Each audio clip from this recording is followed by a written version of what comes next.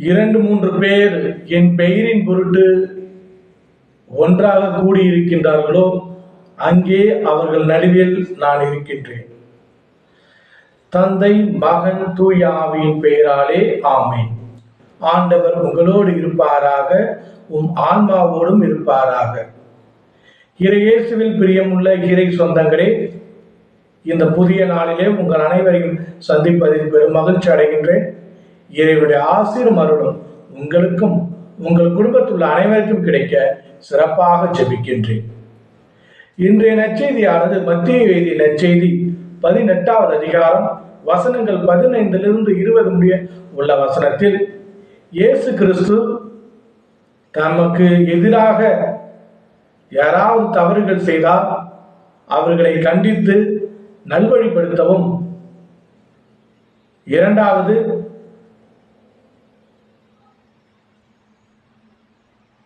மனமாற்றத்தையும் மனம் திரும்புதலையும் எதிர்பார்க்கின்றார். மூன்றாவது ஒற்றுமையான ஜெபம் எங்கே இருக்கின்றதோ அங்கே நான் இருக்கின்றேன் என்று கூறுகின்றார். ஆன்மீக இறை சொந்தங்களே, கொன்று ஆழமாக சிந்தித்தோம் என்றால், நம்முடைய சகோதர சகோதரி எவராவது நமக்கு எதிராக பாவம் செய்தார், குற்றம் செய்தார் என்றால் அவரை முதலில் அவர் செய்த பாவத்தை தனியாக கூட்டிக் கொண்டு அறிவுறுத்து, இது பாவம், இது தவறு என்று. அதற்கு அவர் செவிசாய்க்கவில்லை என்றால் 2-3 சாட்சிகளை கொண்டு அவருடைய தவறை சுட்டி காட்ட வேண்டும். அதற்கும் அவர் செவிசாய்க்க வேண்டும் என்றால் அவரை தனியாக விட்டுவிடு, அவரை தனித்து விடு. அவர் ஒரு அந்நியராக இருக்கட்டும், ஒரு வரி தண்டுபவராக இருக்கட்டும், அவருக்கும் நமக்கும் பேச்சு கிடையவே கிடையாது என்று அவரை ஒதுக்கி வைத்துவிட கூறுகின்றார்.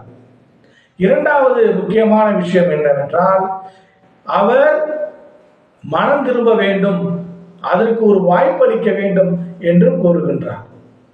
ஏனென்றால் கிறிஸ்துவ மதத்தின் உண்மையான அன்பின் வெளிப்பாடே மனம் திரும்புதல்.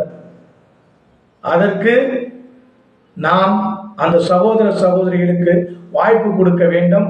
அவர்களோடு சேர்ந்து மனம் திரும்புதலுக்கு நம்மாலான உதவியையும் செய்ய வேண்டும். மூன்றாவதாக இயேசு கிறிஸ்து என்று கூறுகின்றார், ஒற்றுமையான ஜெபம். கூடி ஜெபிக்கும் குடும்பம் கோடி நன்மை பெறும் என்று கூறுவார்கள். எங்கே 2-3 பேர் என் பெயரின் பொருட்டு கூடி ஜெபிக்கின்றார்களோ அங்கே அவர்கள் நடுவில் நான் இருக்கின்றேன் என்று கூறுகின்றார். ஆனால் இன்றைய காலகட்டங்களில் நாம் பல நேரங்களில் 2-3 பேர் கிறிஸ்துவின் பெயரால் கூடியிருந்து ஜெபிக்கின்றோமா, அல்லது வீண் கதைகள் பேசுகின்றோமா, போட்டி, பொறாமை, பொல்லாப்பு இவைகளை பற்றி பேசுகின்றோமா, அவதூறாக பேசுகின்றோமா என்று சிந்தித்து பார்க்க வேண்டும். அவ்வாறு இல்லாமல் கூடி ஜெபிப்போம், இறைவனின் அருளை பெறுவோம், நம்முடைய சகோதர சகோதரிகளை அன்பு செய்வோம், அவர்களுடைய மனமாற்றத்திற்கு நம்மாலான உதவியையும் செய்வோம், ஒரு வாய்ப்பையும் அளிப்போம். அனைவருமே மனிதர்கள், மனித இயல்பு உடையவர்கள் என்பதை ஏற்றுக்கொண்டு கிறிஸ்துவோடு சேர்ந்து பயணிப்போம். நம்முடைய சகோதர சகோதரிகளை அன்பு செய்வோம்.